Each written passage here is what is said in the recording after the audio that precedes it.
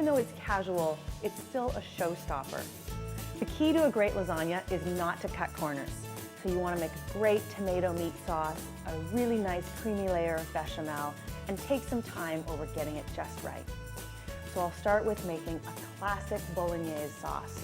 This is that meaty, tomatoey, rich sauce that's going to simmer for a couple of hours. It starts with a little bit of butter, celery, onion, and carrot. And I'll just let that cook gently, about medium heat, until it softens. It takes a couple of minutes. So now that the vegetables are nice and soft, I'm going to add the meat.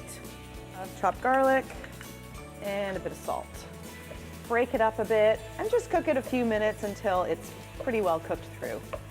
And now for the key secret ingredient, milk. Pour it in and then cook it out until it's pretty much evaporated. So the next thing to add is a little bit of white wine. Now in a classic bolognese sauce, there's actually very little tomato, but I like it just a little bit more robust. So I'm using this tomato passata, which is Italian pureed tomato. Bring this up to a full boil, then right away turn it down to low and let it just gently bubble away for a little under an hour. Meanwhile, I'm going to make the bechamel sauce. So it starts by melting a little bit of butter.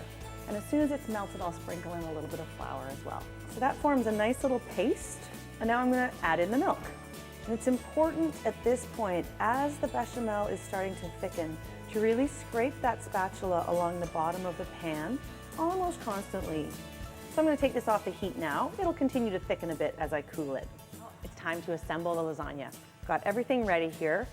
I'm going to start with 1/3 cup of the bechamel.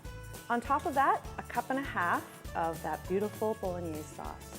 I prefer using oven-ready noodles because that way I don't have to boil and cook them first. Next, another 1.5 cups of sauce. Another 1/3 cup of bechamel. Another layer of noodles. And on top of this, I'm going to put a layer of ricotta cheese. Another 1.5 cups of meat sauce. And another 1/3 cup of bechamel. And now for the final layer of noodles. So you only need 9 noodles in total for this whole lasagna. No lasagna is complete without a lovely thick layer of mozzarella on top. I'm going to cover this with foil and put it in the oven at 400 for 45 minutes.